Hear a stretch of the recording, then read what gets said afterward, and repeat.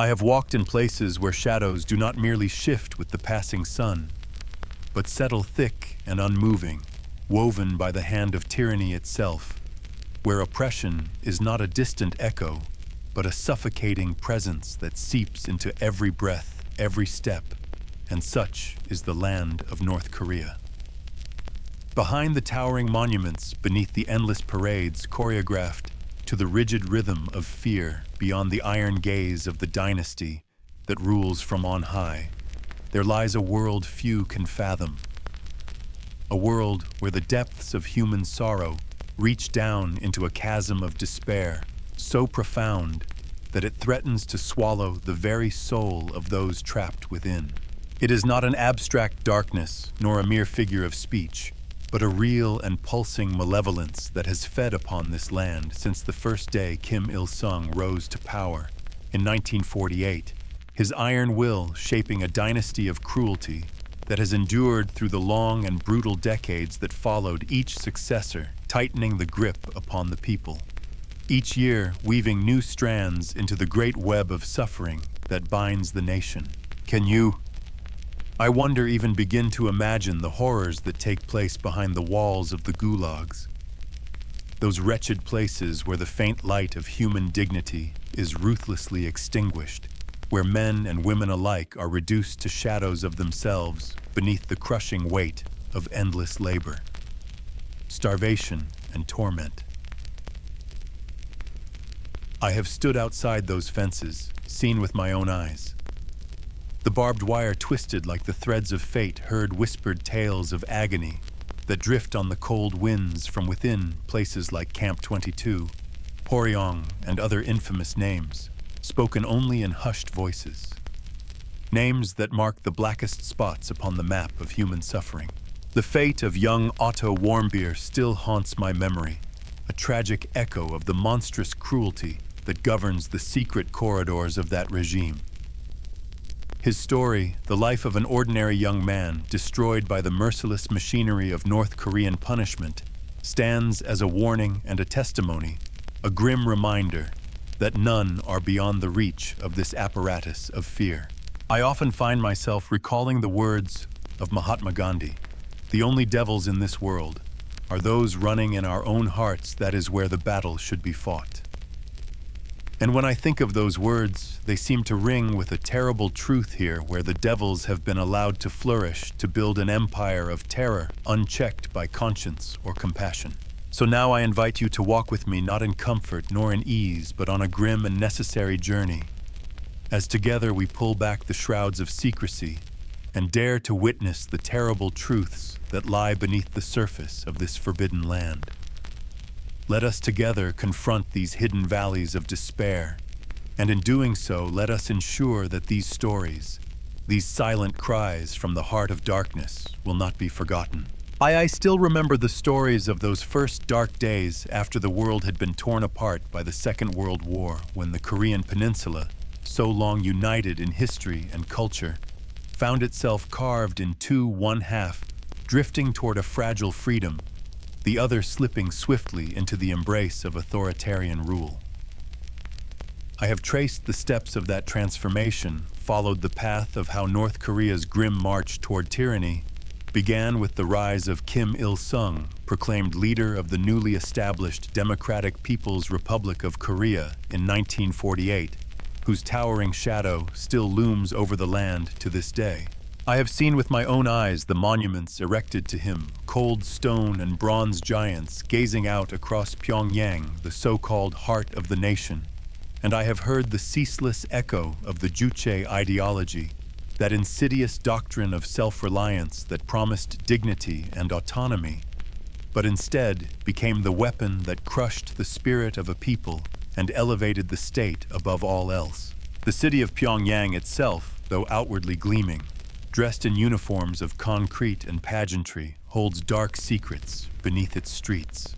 For in those early days, as the regime strengthened its grip, the whispers began, families vanished in the night. Neighbors disappeared without a trace, and those who dared to question the regime found themselves dragged away to places of dread, places like Yodok Camp, where the price of a careless word was paid in blood and years of suffering. The wounds of the Korean War, which raged through the early 1950s, cut deep into both North and South, and I have heard many accounts from soldiers who survived those terrible years. Stories of entire villages ordered destroyed of men and women, accused of collaboration, burned from the land, as orders came down from on high to purge the soil of imagined enemies. And though atrocities were not confined to one side alone, it was in the North that these brutal practices hardened into a system that would come to define life under the Kim dynasty. As the decades unspooled and the 1970s approached, the iron grip of the regime only tightened. Kim Jong-il, son of the eternal president, began to wield greater power, and with him came a new and even more insidious mechanism of control, the Songbun system, a ruthless classification that determined a citizen's fate based not on merit, but on blood ancestry and perceived loyalty. I have studied this Songbun, seen how it divides the people into a cruel hierarchy of 51 categories, a system so intricate and cold that a man's future, his food, his home, his chance at life could be shaped by the supposed sins of a grandfather or a whispered suspicion about a distant cousin. Under this system, entire families could be cast down, punished for generations, their lives reduced to shadows beneath the state's unyielding gaze. And while the world outside was racing toward modernity, embracing new ideas, and building bridges of trade and diplomacy in the late 20th century, I watched as North Korea chose instead to shut its gates tighter, withdrawing from the world even as its people starved and its rulers grew more paranoid. I once read the words of a brave defector, Kang Cheol-hwan, a man who spent 10 long years inside the living hell of Yodok camp, and his words remain with me even now. In North Korea, life only gets worse, never better. A bleak truth carved from the depths of bitter experience. When Kim Jong-un finally rose to power in the 2010s, a new generation dared to hope that perhaps change would come, that the tides of cruelty might ebb at last. But I have seen that hope dashed again and again, for the nuclear ambitions of the regime only deepened its isolation, while satellite images and defectors' voices revealed that the prison camps still thrived. Executions still served as spectacle, and the machinery of fear remained well-oiled and merciless. And yet, even amidst this darkness, I have glimpsed fragile sparks of resistance. Small radios smuggled across borders, secret marketplaces known as Jangmadang, where courage and desperation meet in quiet defiance, and whispers of forbidden news passing from ear to ear. These small acts, invisible to the grand parades and rigid slogans of Pyongyang, are the seeds of hope that the regime has not yet managed to crush, though it tries with every means at its disposal. I have stood upon the edge of mountains in the far north of the Korean peninsula, where the forests grow thick and the air itself seems to carry an ancient weight. And though the natural beauty of those lands might fool the casual eye, I know well what hides beneath that tranquil surface, for scattered through those hidden valleys and lonely ridges lie the Kwanliso, North Korea's secret network of political prison camps, places so steeped in human misery that even the birds seem to fall silent when they pass overhead. It was in the 1950s, beneath the iron will of Kim Il-sung, that this grim system first began, born of his paranoia and thirst for absolute control. And I have traced its spread through the decades, growing like a cancer across the land, swelling with each purge, each accusation, until by the height of its cruelty, more than 200,000 souls, men, women, and even children, were swallowed by these hellish compounds. There is one name that haunts my memory above all others: Camp 22, the infamous complex near Horyong, near the border with China, a place whose size alone is staggering larger than the city of Los Angeles, a world unto itself sealed by wire and gun, a vast domain of suffering, where even hope seemed forbidden to bloom. And what crimes, you may wonder, brought so many to such a fate? I have heard the testimonies, a careless joke about the regime, a radio dial turned to the wrong frequency, a father's whispered regret, a brother's reckless word. These were the keys that unlocked the gates of hell, casting entire families into darkness, without trial, without mercy. I have read the memoir of Shin Dong-hyuk, one of the few who somehow against all odds escaped the living nightmare of Camp 14, born there, raised beneath the whip and the watchful eyes of the guards. And through his words, I have glimpsed the unimaginable children forced to witness public executions, bones breaking beneath endless labor, skin flayed by lash and iron, and a life where even the bonds of family are twisted and broken by fear. From birth, I was told only to obey, to survive, to trust no one, he once wrote. And that cold mantra I have seen reflected again and again in the haunted faces of those who lived through the Kwanliso. And yet, even in such places, there were moments of staggering courage. At Camp 18 near Bukchang, I learned of a desperate uprising in the 1980s, when a small band of prisoners driven past the brink by hunger and pain rose up in a doomed rebellion. It was crushed with swift and brutal force, yet to this day, that act burns as a testament to the human spirit's refusal to die even in the blackest of prisons. There are those who still carry the memories of these places in their bones, former guards, like An Myung-chol, who once patrolled the pitiless corridors of Camp 22 and later spoke of it as a realm that would make the hair rise upon your neck. His accounts of mines where prisoners labored until they dropped of shallow mass graves where the fallen were heaped like refuse left me shaken to the core. And amid this ocean of sorrow, I heard two strange stories of fragile love. A tale from Camp 15 at Yodok, where two prisoners dared to exchange secret letters written in hidden codes, their stolen moments of tenderness, a quiet rebellion against the regime's demand that all hearts be chained. Their story, though ending in tragedy, glimmers in my mind as proof that even in a place of relentless cruelty, love can still find a voice, however faint. For many long years, the outside world knew little of these camps. Their existence denied their horrors buried beneath layers of lies. It was not until the flow of defectors grew stronger in the early 2000s, voices brave enough to speak, that the truth began to pierce the veil.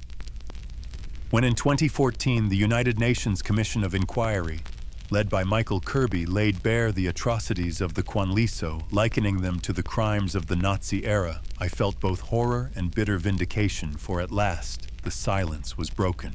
Yet I know even now that behind those distant hills and forests, new lives are still being crushed, and that as I write these words, the Kwanliso remain, their gates closed tight, their secrets cloaked in shadow, a wound upon humanity that will not heal until the truth is faced and justice done.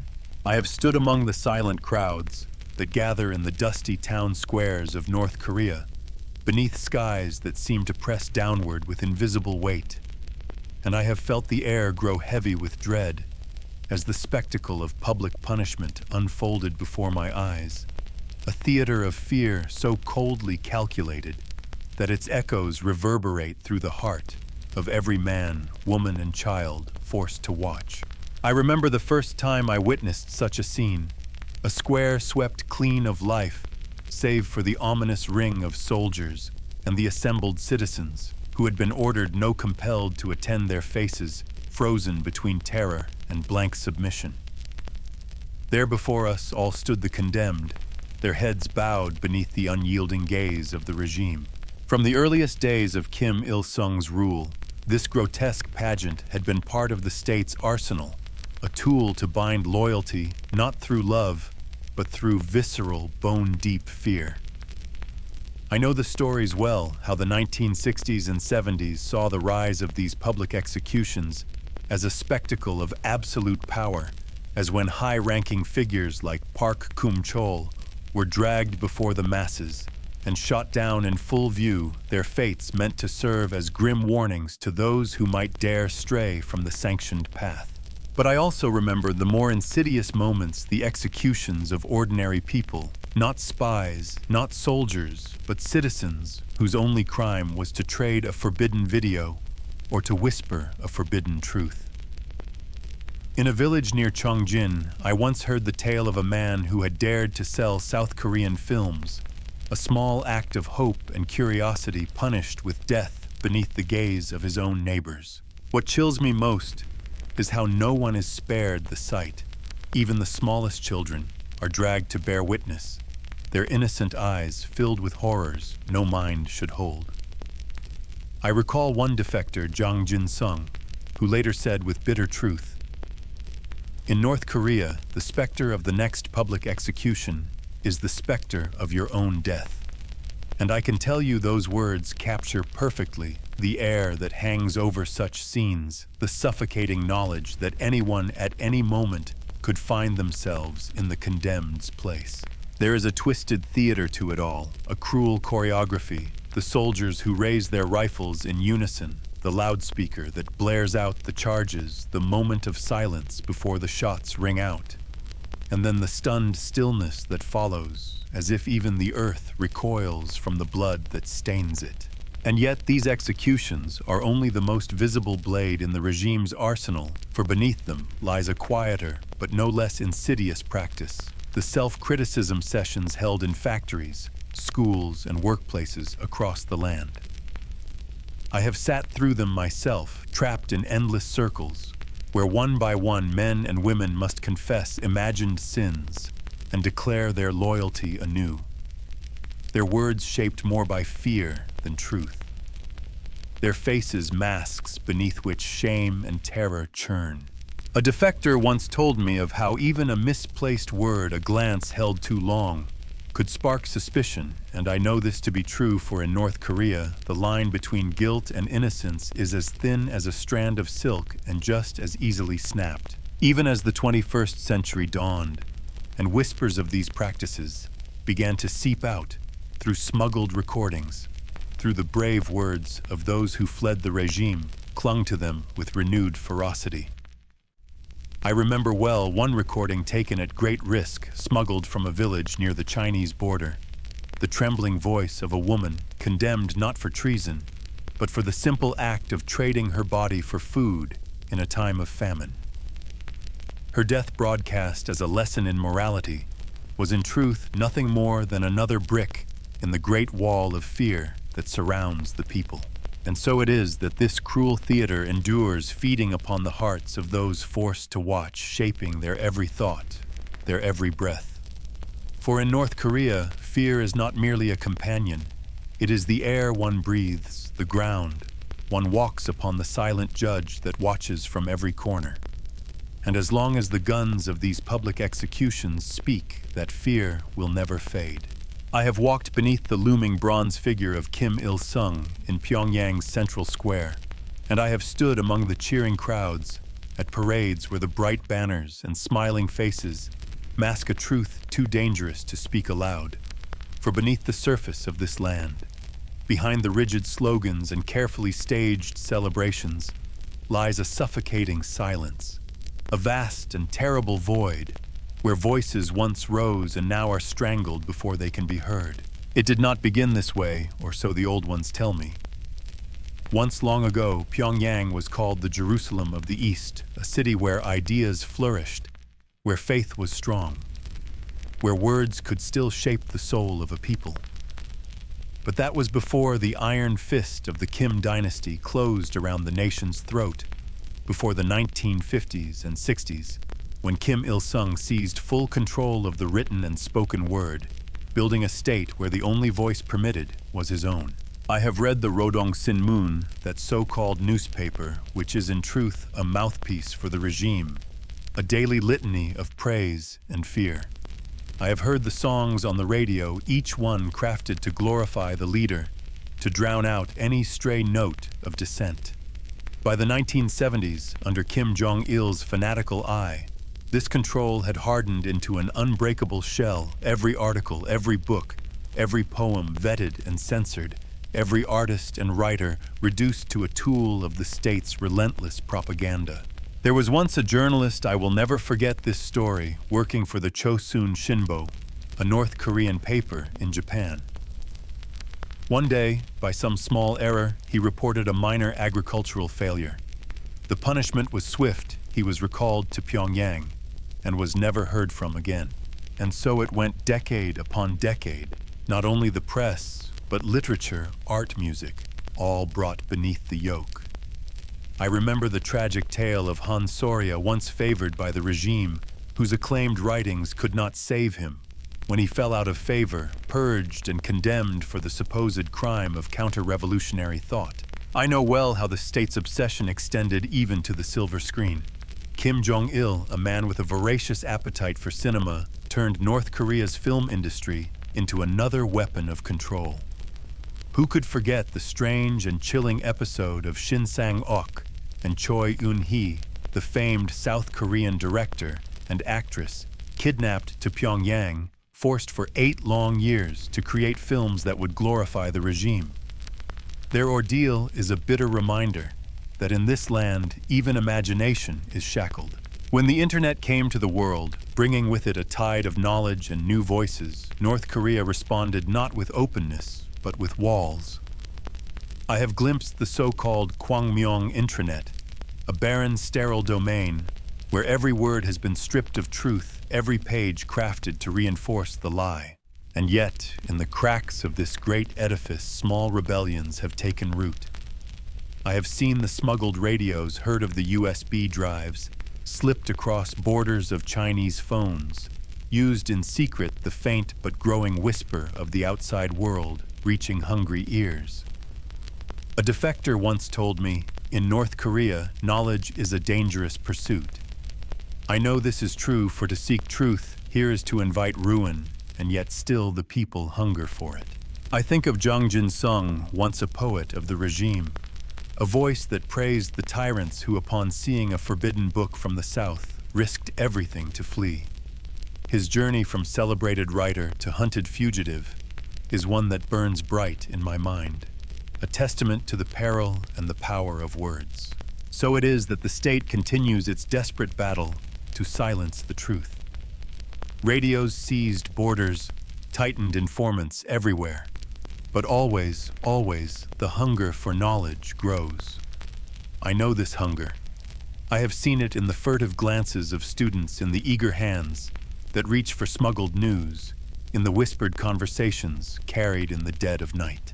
And though the regime may imprison voices, may ban books, may silence the poets, the human heart, I have learned is not so easily chained. I have traveled the length of North Korea, from the wide avenues of Pyongyang to the narrow lanes of Hamgyong's countryside. And though there are no towering fences around the cities, no iron bars lining every road, one feels it all the same. That invisible wall, that unseen force that binds the people to the soil of their birth, severing their hopes before they can even form, ensuring that their horizons remain forever bounded by the will of the state. It began long ago, in the bitter years after the Korean War, when the guns finally fell silent and the peninsula lay divided, and from that moment, the regime's architects began crafting not merely a border between North and South, but a cage around their own people.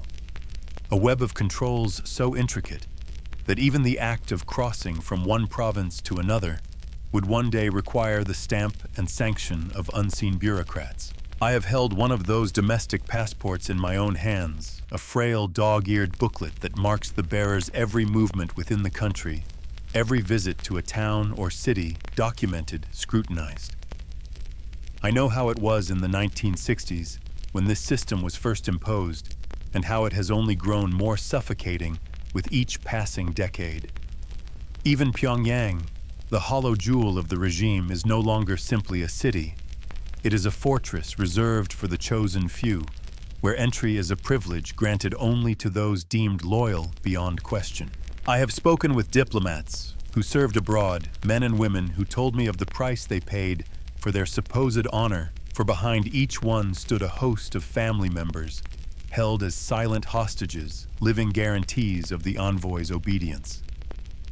I recall the story of one such man stationed in East Germany in the 1980s who dared not defect, knowing full well the fate that would befall his kin should he choose freedom. And for those who do dare, those desperate souls who flee toward the Tumen or Yalu rivers, seeking some crack in the border's armor, the risks are almost beyond imagining. I have stood on those icy banks, seen the footprints that vanish into the current, heard the stories whispered in trembling voices of patrols, with orders to shoot on sight, of electric fences humming with deadly promise of entire families dragged back in chains to face unspeakable punishments. I remember the tale of Hyun Seo Lee, a young woman who as a girl braved the frozen river, stepping out into a world unknown, driven by hunger and hope. Her words haunt me still. The darkest place in the world is not a prison camp in North Korea, but the human heart when it loses hope. And I know this to be true, for the regime wages its cruelest war not merely upon the body, but upon the spirit. In recent years, under Kim Jong-un, these walls have only grown higher. The once porous border with China bristles now with new barriers, electric wires, more guards, more informants. And yet for all this, the will to escape has not died. I have met those who continue to flee, those who risk all for a taste of freedom. And I have seen, too, how the state twists even this into a tool of control, parading returnees before the cameras, forcing them to mouth false words of repentance, their broken spirits used to feed the regime's endless propaganda. And still inside North Korea's cities and villages, beneath the rigid surface of loyalty and slogans, there stirs a quiet curiosity. I have heard of secret gatherings where foreign films flicker upon hidden screens of radios tuned in darkness to South Korean broadcasts of whispered tales from beyond the wall. For though the regime may build its barriers of steel and fear, though it may bind the body with chains and the mind with lies, it cannot extinguish entirely that ancient and stubborn human hunger, the yearning to see, to know, to walk free beneath an open sky. And it is that hunger, I believe, that one day will bring these walls crashing down. I have seen them, the silent workers in far-off lands, their faces hardened by long hours and cruel overseers, their eyes downcast beneath the weight of invisible chains that stretch thousands of miles back to the heart of North Korea. For though the regime's grip is fierce within its own borders, it reaches far beyond, sending its people unwilling, unfree into the world, not as ambassadors or scholars, but as laborers condemned to toil in foreign soil for the glory and coffers of their distant masters. This is a story that reaches back to the days of the Cold War, when North Korea, in its hunger for hard currency and global influence, began forging alliances with fellow communist nations. And through these ties, the first waves of labor export were born. I have spoken with men who were sent in those early years to the frozen forests of Siberia, their hands raw from endless work in the logging camps, their breath rising in the bitter air as they felled tree after tree beneath the watchful gaze of party-appointed minders. They thought they had been chosen to learn skills for the betterment of the nation, but instead, they found themselves trapped cogs in a vast machine of exploitation. And as the years unfolded through the 1980s and into the decades beyond, the scale of this grim enterprise only grew. North Koreans were dispatched not only to the forests of Russia, but to the blistering deserts of the Middle East, toiling on massive construction projects. Beneath a merciless sun, their sweat and suffering poured into monuments they would never be permitted to admire. I remember well the stories of Libya, of Iraq, where laborers worked day and night building structures of stone while their own homeland crumbled in neglect. What drives these men and women to endure such fates? The answer, I have learned, lies in the ruthless system of control the regime has perfected. These workers are handpicked not only for skill, but for loyalty, or at least the appearance of it. And once abroad, they remain under constant surveillance. The minders watch their every move, their earnings siphoned off to fund the regime's ambitions, leaving them with little more than scraps, even as they build wealth for the rulers who sent them forth.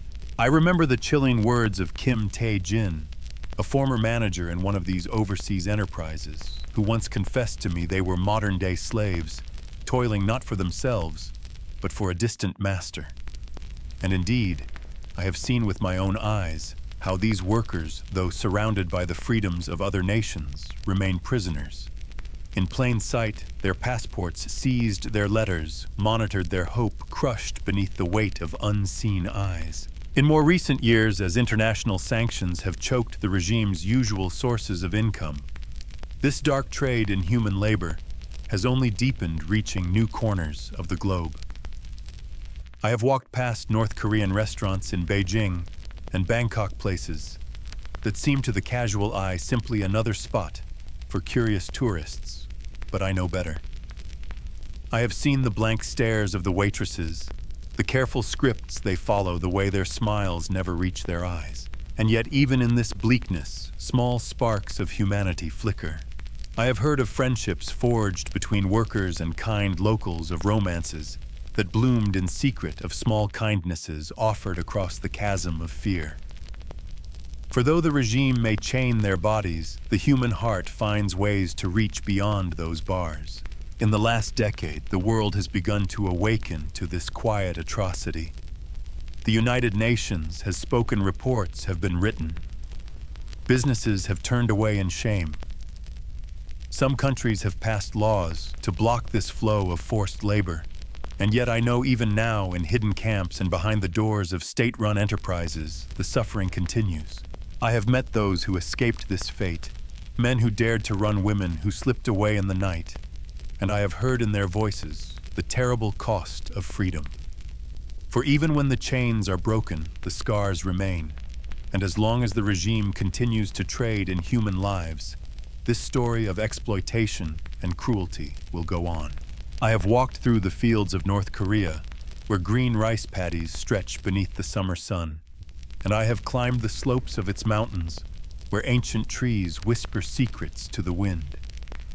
But though the land appears rich and full, I know too well that beneath this beauty there lies a terrible hunger, an old and gnawing emptiness that has haunted this nation for generations. It was in the grim years of the 1990s, people still call the arduous march, that this hunger revealed its full cruelty. I remember it well, how the rains failed, how the old Soviet lifelines collapsed, how the regime's grand promises turned to ash.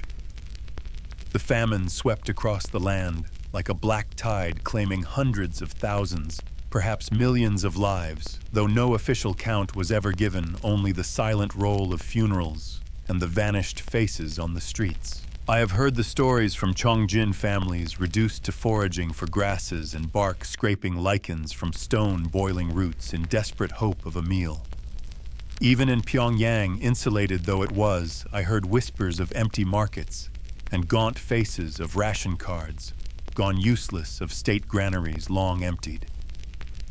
I remember the words of Kang Chol-hwan, whose grandmother told him, even in the darkest days, we must never forget our pride as Koreans. And yet I know pride alone cannot still the pangs of an empty stomach. When international aid finally began to flow from the World Food Program, from foreign NGOs, there was hope, yes, but also bitterness. I have seen the lists of who would eat and who would go without, drawn not by need, but by loyalty. The army and the party fed first. The peasants and the untrusted starved. Trucks of food arriving from abroad would be diverted to the warehouses of the elite, while mothers in the provinces watched their children waste away. And then came the new millennium, and with it new hardships, sanctions that struck deeper, border closures that choked the flow of goods. In the market town of Sinuiju, I saw stalls once bustling with Chinese imports stand empty, their shelves bare, their vendors vanished. Yet I also saw in those hard years the fierce resilience of the people. Deprived of chemical fertilizers, farmers in Hamgyong turned to old ways crafting organic compost with their bare hands. In the cities, apartment balconies sprouted tiny gardens, beans in jars, scallions in window boxes, bitter greens in battered pots. I remember one woman in Hyesan, once a teacher, who began to trade homemade tofu in the black markets, those jangmadang that sprang up like weeds through concrete illegal yet essential. They called her the tofu queen, and through her modest trade she kept her family alive. It is true, the regime boasts of juche of self-reliance, but I have seen with my own eyes that it is not ideology that feeds the people, but their own stubborn will to survive. And still the hunger lingers. Even now, as sanctions tighten, and the shadow of famine threatens once again, I hear fresh stories of markets growing thin, of meals reduced to one or none, of desperate journeys in search of food. I remember the words of Lee Soon-ok, a woman who knew hunger and captivity alike. Hunger knows no ideology or border. In its face, we are all but humans seeking a morsel to survive. And I know this to be true, for in North Korea, the simplest bowl of rice can mean life or death, and the smallest kindness of shared food can become an act of defiance against a regime that starves its people, even as it feeds its pride. I have wandered the gleaming streets of Pyongyang, where the grand hospitals rise in solemn lines, where statues of the leaders cast long shadows across carefully tended parks. And from the outside, it would be easy, too easy, to believe the state's claims that here in this land of juche healthcare is free, universal, and advanced. But I know better, for I have stepped beyond those polished halls. I have looked into the dim corridors of clinics and hospitals across the country. And what I have seen there is a world of scarcity, of desperation, and of silent suffering. It is true that in the years after the Korean War, Kim Il-sung made great promises, a healthcare system for all a nation, where illness would be vanquished by the will of the party. And in the early days, there was hope. I remember the pride that surrounded the opening of Pyongyang Medical College in the 1960s, the eagerness of a new generation of doctors trained to heal their people. But decades of misrule and isolation, of economic collapse, and the choking of foreign aid have stripped the system bare. I have sat with doctors in Hamhung who told me of surgeries performed by candlelight, of wards where the machines have long since fallen silent for want of spare parts, of hospitals where the only medicine is hope. I have seen operating rooms where the instruments are rusted, where thread meant for garments is used to stitch human flesh, where nurses must boil rags in place of proper bandages. And when the arduous march of the 1990s came, when famine hollowed the bellies of the people, the hospitals were flooded with the sick, and yet nothing remained to treat them. I remember the haunting tales of cholera in Wonsan, of tuberculosis, returning with grim ferocity, of children wasting to shadows before their mothers' eyes. In those days, the body itself became a battleground, and more often than not, disease won.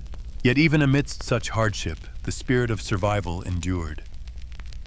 I have seen how local clinics, the humble Rai clinics, sprang up in neighborhoods staffed by women with little more than herbal knowledge and ancient remedies passed from hand to hand.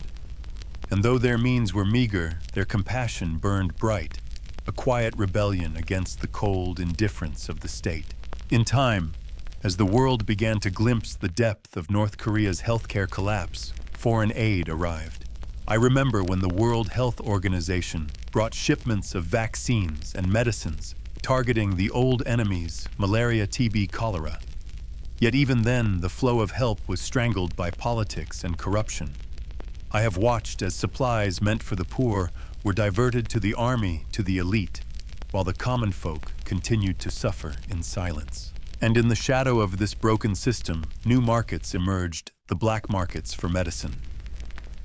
I have visited the stalls in Sinwiju, where the so-called medicine aunties sell smuggled pills, antibiotics, and painkillers to those who can pay. One such woman, a stooped elder with eyes sharp as glass, told me proudly, "In this place I save more lives than any hospital." And I believed her, for here in this land of empty promises, survival often depends not on the system, but on the courage of individuals. And yet, amidst this grim tapestry, there are rare beacons of hope. I have met Dr. Ri Chol, a surgeon of great skill and desperate ingenuity, who fashions new techniques from scraps, whose mantra I remember well. Innovation is born out of adversity, and through such determination, lives have been saved that the regime would have left to die. So while Pyongyang may boast of its healthcare triumphs, I know the truth. Behind the facade, beneath the slogans, there lies a system in ruin, propped up by the will of the people, not the party. And as long as this state continues to starve its own institutions, to choke the flow of knowledge and supplies, the sick will go on suffering, and the true story of North Korean healthcare will remain one of endurance, not progress. I have walked the broad avenues of Pyongyang beneath the ever-watchful eyes of bronze leaders, beneath the deafening chorus of state anthems that rise from loudspeakers at dawn and dusk. And yet beneath all this noise I have heard something older, something softer, a faint and trembling note of faith whispered in corners where the regime's gaze may falter. For just a moment, a hymn sung not aloud, but in the heart, where the iron grip of the Kim dynasty cannot fully reach. For once in a time now nearly forgotten, this was a land of many faiths. I have read the old histories how Pyongyang was called the Jerusalem of the East. A city where churches stood proudly, where the bells rang freely across the rooftops, where missionaries and believers gathered in peace. But that was before the war, before Kim Il-sung's rise, before the long winter of persecution descended upon this land. I know well how the regime came to see religion not as a private solace or a source of community, but as a rival for loyalty, a threat to the cult of personality that demanded every heart bow to the eternal president. And so the cleansing began, churches shuttered, temples raised, faithful driven underground. I have seen the state's constitution, with its hollow words promising religious freedom, and I have seen the truth that faith here is not lived, but hidden, its voice strangled by the same fear that shapes all life in North Korea. And yet, even in such darkness, belief survives. I have heard the stories whispered by defectors of midnight prayer circles held in cellars of old women, clutching fragile scraps of scripture, of voices raised in barely audible hymns, trembling with both hope and dread. One elderly woman from Hamhung told me of such gatherings in her youth.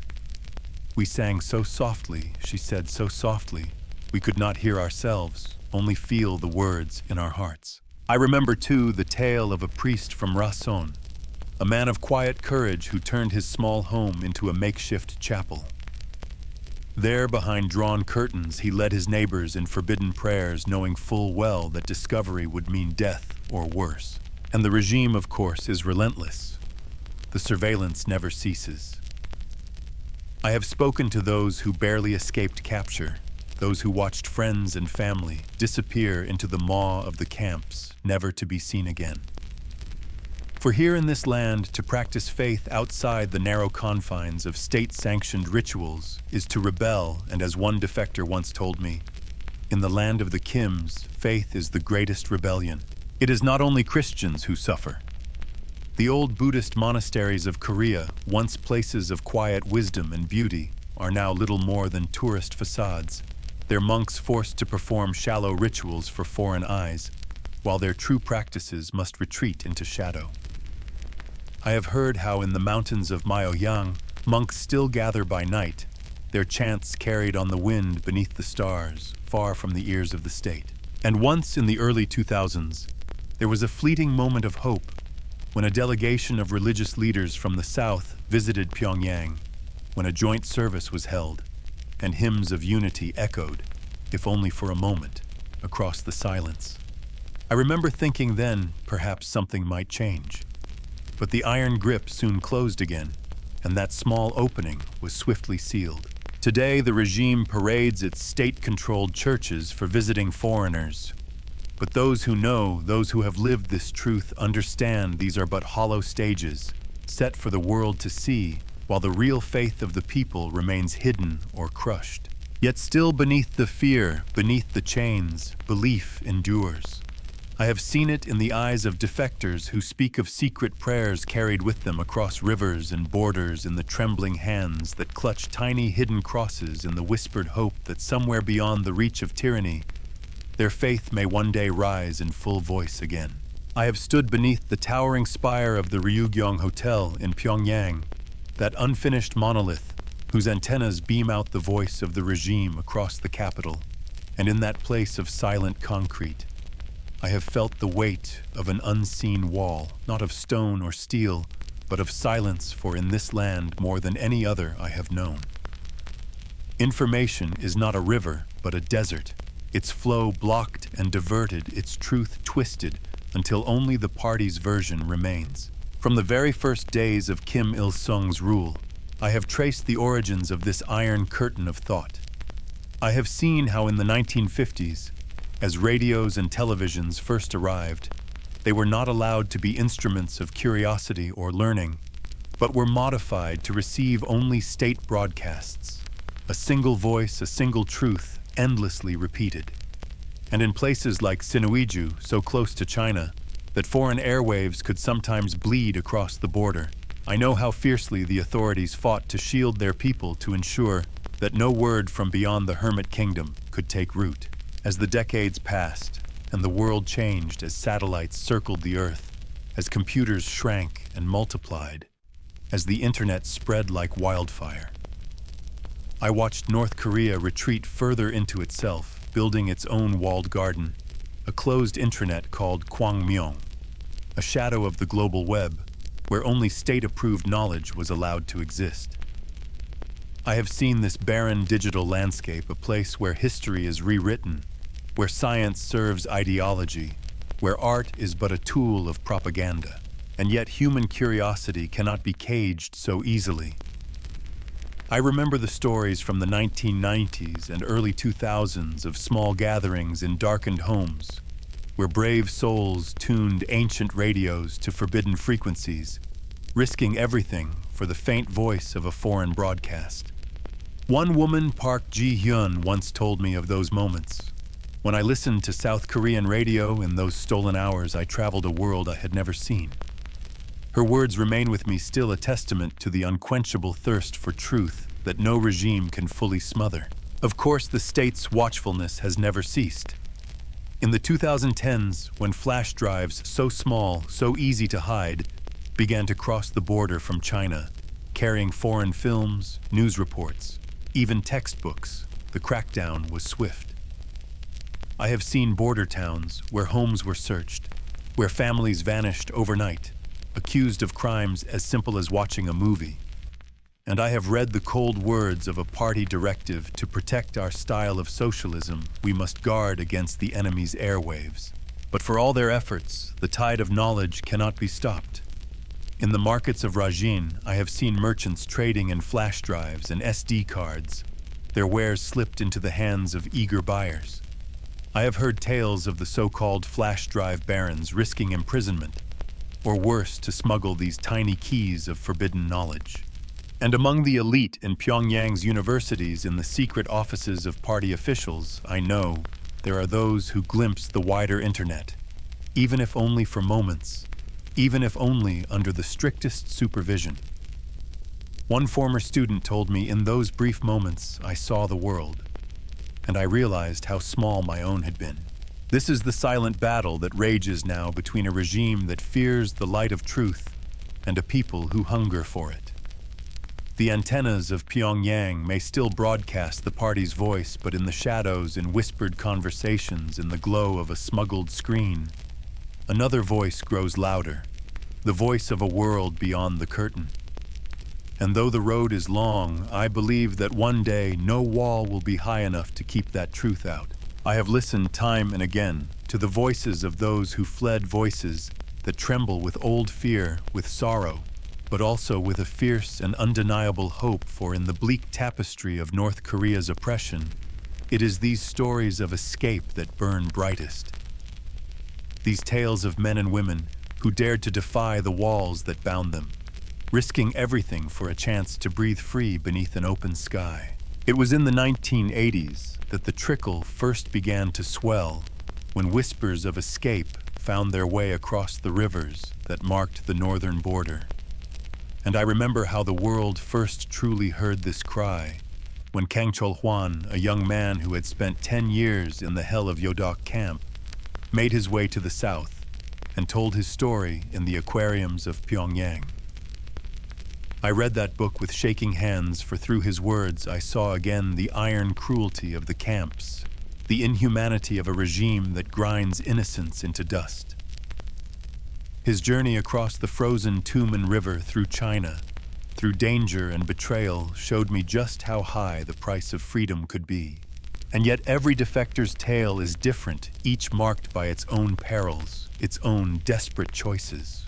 I remember the whispered legends from the markets of Hworyong. In the 1990s, tales of Lee Sun-ok, a former prison guard who, disillusioned and heartbroken by what she had witnessed, chose to flee. Her memoir, Eyes of the Tailless Animals, painted a grim portrait of life behind the wire and of a soul that could no longer bear to serve tyranny. In the new millennium, as the border hardened, as surveillance grew sharper, the escapes became even more harrowing. I still remember hearing the first accounts of Park Yeon-mi, a young woman from Hyesan, who, starving and desperate, crossed the Gobi Desert by night, guided only by the northern stars and a spirit that refused to break. Her words echo still in my mind. I had to live to tell the world what they had done to us. But I know too that not all who fled found freedom. I have walked the streets of Musan near the border, where tales abound of the brokers, some honest, some not, who promised safe passage. Too many were betrayed, handed back to North Korean agents for blood money, dragged home in chains to face torture or execution. And still, in spite of the dangers, the escapes continue, for the hunger for life is stronger than the fear of death. I think of Jang Jin-sung, once a poet of the regime honored by Kim Jong-il himself, who found himself hunted after one forbidden book from the South crossed his path.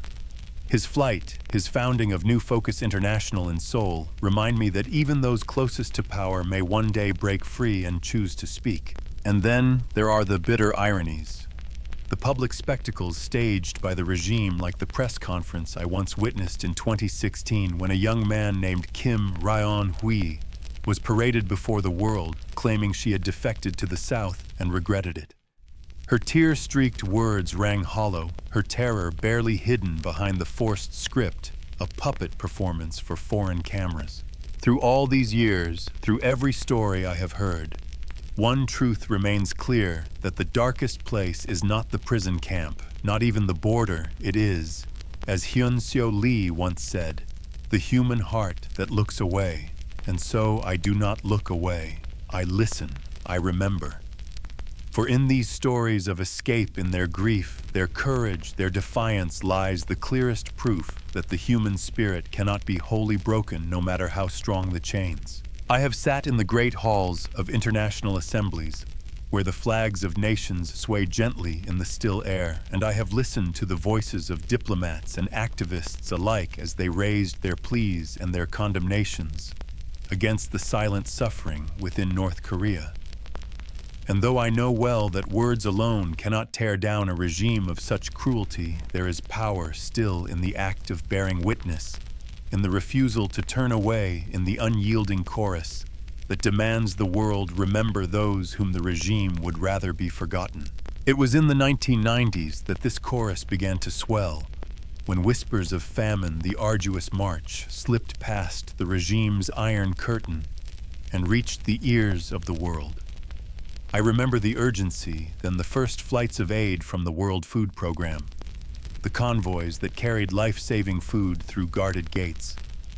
And though the regime twisted this help for its own ends, feeding the army, while the weak still starved, still a door had been cracked open, and the world was watching.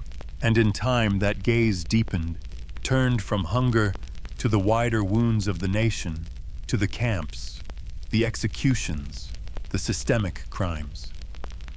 I was there when the United Nations first raised its voice in earnest, when Vitit Muntarborn was appointed Special Rapporteur in 2003, tasked with piercing the regime's veil of lies. Though North Korea spat defiance, barred entry, denied all, still the reports flowed from defectors, from brave souls who risked everything to tell the truth. And it was not only the great institutions. Across the globe, nations too began to speak. I remember the fraught years of South Korea's sunshine policy, when gestures of reconciliation were tendered and sometimes returned with cold disdain. And later, when more cautious leaders rose, when tales from Hanawan, the resettlement center near Seoul, showed how deeply scarred yet unbroken the defectors arriving from the north truly were. Across the Pacific in America, I watched as the North Korean Human Rights Act of 2004 passed into law, a rare moment of unity amid endless partisanship, and I remember the words written there. The promotion of human rights is not only a moral imperative, but a necessary component of any comprehensive and lasting solution.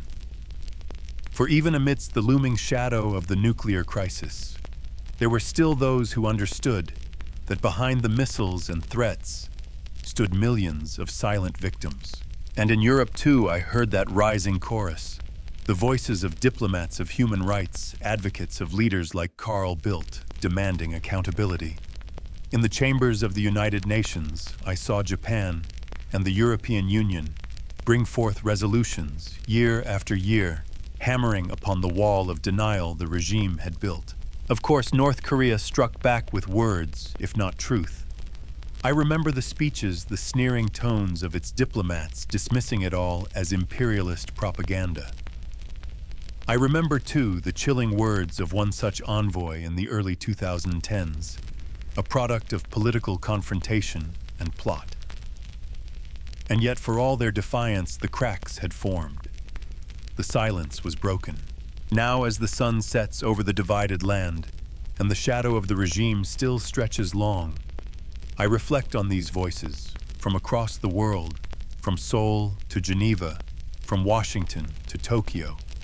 And though their words cannot alone unmake the crimes of the Kims, they are a shield, a light, a reminder that the world does not forget.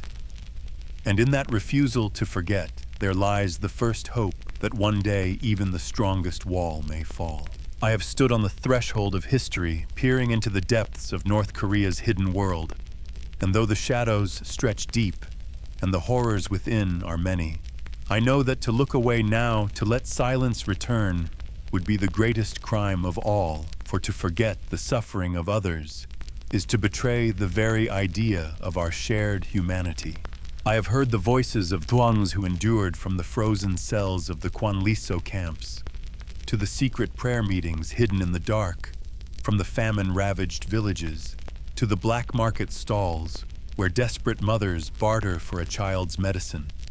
And each voice, each trembling account, is a thread in the tapestry of defiance, a testament to a people who, though crushed beneath one of the most ruthless regimes in modern memory, have not surrendered the will to live, to hope, to dream of freedom. As I reflect on all I have seen and heard on the faces of those who escaped, on the sorrow of those left behind, I return again and again to the words of Elie Wiesel, survivor of another atrocity, another age. There may be times when we are powerless to prevent injustice, but there must never be a time when we fail to protest. And these words are more than sentiment. They are a call, an obligation that weighs upon the conscience of all who know what is being done behind the sealed borders of the hermit kingdom. For even now, as I write, the camps still grind on. The public squares still bear witness to forced confessions and executions.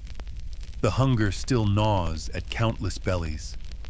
The walls of fear and ignorance are still built higher with each passing year. And yet so too does the world beyond remain capable of bearing witness, of raising its voice, of standing in solidarity with those whose own voices have been stifled. So let this journey, this grim catalog of cruelty, This litany of sorrows be not the end, but the beginning of our protest, not a tale to be read and forgotten, but a cry carried forward, a flame kept alive against the darkness. For the people of North Korea, do not ask us for pity, nor for empty words, only that we do not look away, that we remember, that we speak, that we keep alive the hope that one day the gates will open and the silent will sing once more. And so I will remember, and I will tell others, and though the road may be long, I will not look away.